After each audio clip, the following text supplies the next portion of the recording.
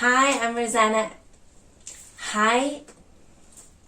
Today I'm going to give you a tour of my new office. Hi, I'm Roseanna from Crochet, and today I am so excited to be sharing with you my new office space. Now, today it looks like we are about to go into a storm, so the light's quite dim. But I wanted to get this video out before the end of the month because this has been an ongoing project for so long. This started a long time ago, and I am just so happy it's finally finished and I can actually have a space to do my work. So I'm going to tell you a little bit about my office and how we created it, what we've used, and how this space is working for me. So first of all, let's talk about furniture. Now, furniture with me, I don't have a big budget, so I had to be very thrifty, and everything I've got has been recycled, is secondhand, and I've revamped it in some way to make it useful and practical for my office, and this is the office space that my husband uses as well. So the first of all was this chair which I'm sitting on. I'm going to throw in some videos as I go through this process. And this chair was kindly gifted to me from a friend. It's an old antique wooden chair which was really beautiful but was in a bit of disrepair. So I stripped it back, sanded it down, and I have bought some linen bee fabric in the UK last year, and I knew I wanted to use this fabric for my office, and the chair was a perfect opportunity for me to use my bee fabric and use it with this chair and to have a memory. So I stripped it back and I reupholstered this chair. So this is the first upcycle for the office. Then the second one is this table. Now this table was an old IT table which was at the office in the city centre that we have, and our friends have a like an internet shop where you can use computers and you can do courses, and they had revamped some of their office spaces, and this table was outside on the street. So I asked kindly, please can I have that table? And they kindly gifted it to me. Now this is a traditional IT metal, quite ugly table. So what I did is I painted the legs, which are metal, in the same color as the door which links up to our kitchen. So I painted the legs and I decided to add some coasters, which are wheels. And I wanted to do that because this little room has the most beautiful view from our house. It has the best view. And you can see, or I can see right now, is straight down into the valley. And we've just started to have the patio done, and I've started to plant, and we are just turning into spring. So things are very bare here. But the idea was that I could turn this table, I can open the window, and I can look out into our city no matter what the weather. And it is the most beautiful view, and I feel very lucky that I can have this. So I put some wheels on the bottom of the table so I can turn it.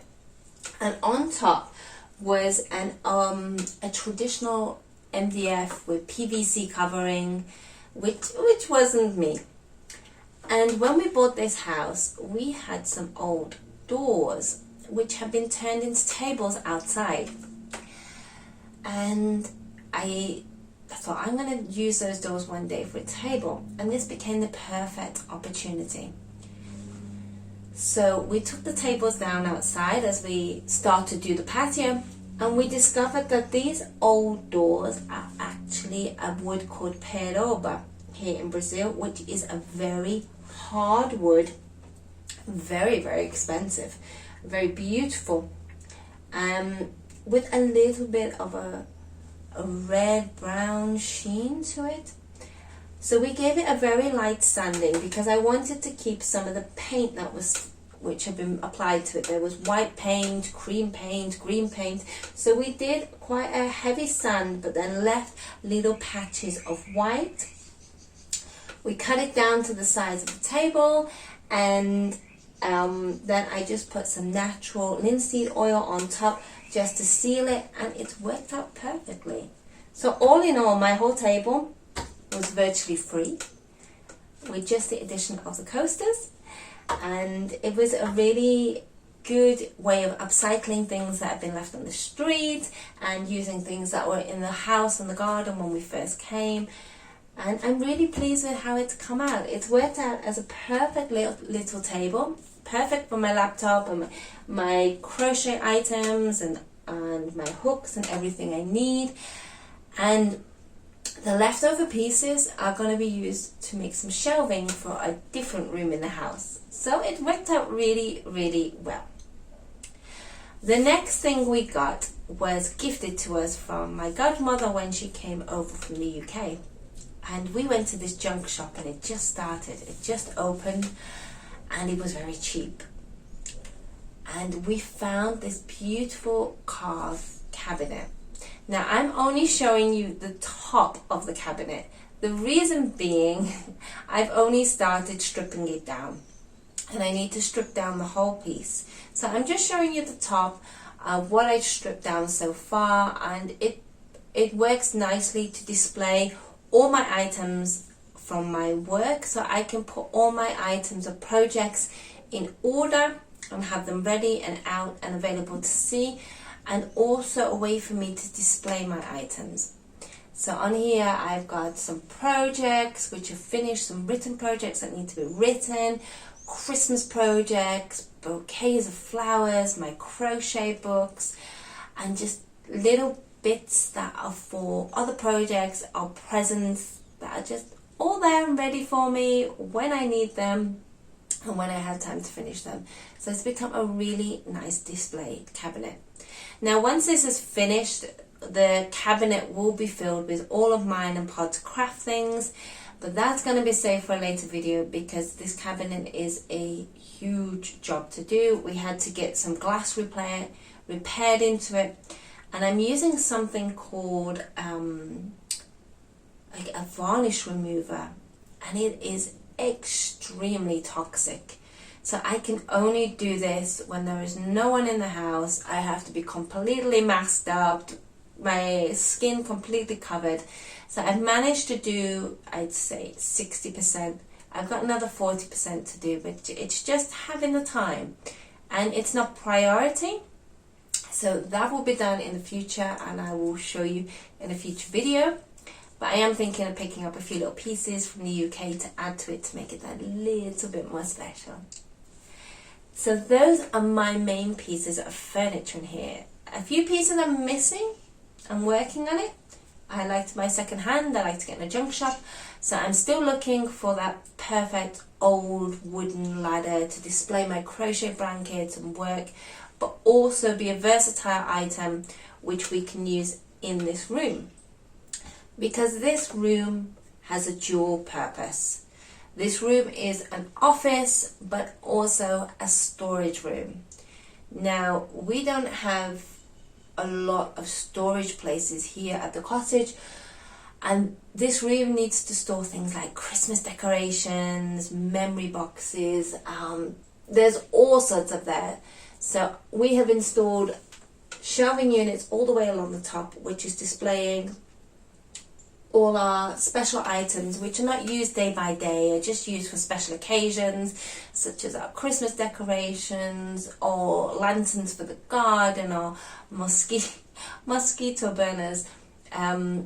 So all those things are popped up at the top, but they're done quite aesthetically pleasing, but also in a way that I can see my yarns, because I have a lot of yarns, but some of them are specifically specified for projects or with a sponsorship with someone. So I need to have those visible for me personally. I need to have them visible, and when they are done in an organized way, I feel like it's calmer. I know that might sound a little bit crazy, but just to see a whole load of yarn just in a pile stresses me out. But having it organized where I can see it makes me feel calmer, and then when I'm ready to do that project, everything's ready in place and I can just get that yarn down, work on it, do the videos, do the patterns, and that works in a functional way for my way of working. So those are the main pieces that we have in here, which is all the structural, and then it got to the time where I can play, and I was so excited to play because I've been working on this for so long. This has been a project for years, not just weeks or months. This has been years project because we moved and things stay in boxes and life gets busy and it just wasn't priority. So when I got the chance to actually play, I spent 2 afternoons just sorting out my yarn, and I used the yarn holder which I'd showed you, which I bought at the Mega Artisanal, and it works beautifully, and I have, I would say, 80% of my yarns all visible, all in front of me, so I know if I need that color yarn, it's there. It's all visible, and it's so much easier for me to visually put together color combinations. So for example, I'm working on a special project now for Christmas, and sometimes I will get stuck in a rut and tend to use the same color combinations because they are trusted. I know they work, they are pleasing, they are easy for me to work with. But having all my yarns out like this was a game changer for me in color combinations, because I could get one yarn and I just went along the row going bang, that one works, that one doesn't, okay, and then I'd have 2 yarns, and then I keep going along and find color combinations which I would never ever choose, and they worked beautifully. And I found that having them vertically like this was a completely different perception for me than to choosing yarns. So this yarn holder was my best investment. I think it's the biggest investment I've made in the whole room, which was about $30, £30. And it was a game changer because I can have all my yarns here, I can see everything, I can see the fibers, I can see which fibers work, which ones don't, and it's just so aesthetically pleasing as well. I can see this yarn board from out in the garden, and just having that whole mesh of colors, but it seems to be harmonious, is so pleasing and fills me with so much joy. I know that sounds a little silly, but it's the little things in life that make the difference. So this is my biggest joy. Now also it came with a pole at the bottom, which enabled me to put all my twines. Now I love working with twine. I know a lot of people don't. I do enjoy it. It is rough on the hands. It's not easy. But I find working with natural fibers and crocheting it into forms, I find very, very pleasing and functional. So I have made a few crochet patterns with natural fibers, and one of them was these baskets. And these baskets got made a few years ago, and I haven't had the space to put them up, and it's so pleasing now that I've got them up.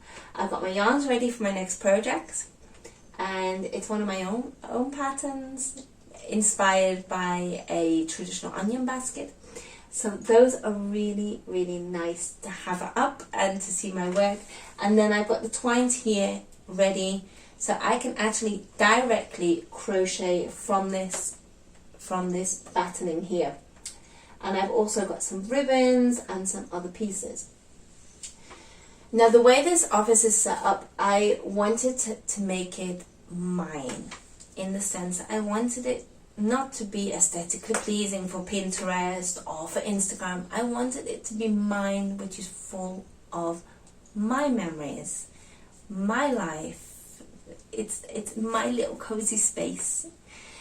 And I had collective things over the years of my travels, and it was a space where I can put up the things which I really enjoy looking at and give me inspiration, such as my collection of Hands of Fatima or Hasmans, and I love these. I really, really love these. And every time I travel, I try to, if I'm traveling somewhere which has these motifs, I will buy one. And it is so lovely to have my collection up in front of me. Some of them I bought, some have been gifts. I love it so much, I even have it too. And it's just a nice way for me to display my smaller items which give me inspiration. I also have tried to cover the ugly filing cabinet we have, because it's just one of those necessities with my husband's work. We have to have it. So I've used it as a little space in which I can put up the special postcards. And my godmother always sends me letters. We still do snail mail. I know I'm unusual, but I love getting a letter in the post. When somebody actually sits down and writes to you, it's a special thing. People don't do this anymore. And once a month we try to write to each other, always by snail mail. We still WhatsApp, but having that letter come through from the post office, and I save it and I get a cup of tea and I wait for a special moment on my own to sit and actually read something which is on paper and ink. And my godmother always fills her letters with little postcards from the UK. So I've used this space to add these postcards and have a memory of home, a memory to my godmother, and just add that little bit of colour full of memories to my room. What else in here? I've also got, I made some wired art because I'd seen these on Loops of London and I thought, I can make those. So I used some wire because I've got a lot of wire at the moment because I'm doing the flowers, and I made some little yarn fibre signs. So I have one saying yarn, and I have another little one down here saying wool. So that's the tour of my office. I hope you've enjoyed this video. I will be doing an update video in the future about this cabinet, which I'll be sharing with you in the future. And I absolutely love this space. I hope you like this space too, and hopefully this will give me more focus to create more crochet patterns for you, especially the free ones, because I know you love them. I know, and I really do enjoy sharing them. I'm going to finish this video here, and I'm going to love you and leave you, and hope you have a wonderful evening or day wherever you are in the world, and I will see you in the next video. Bye.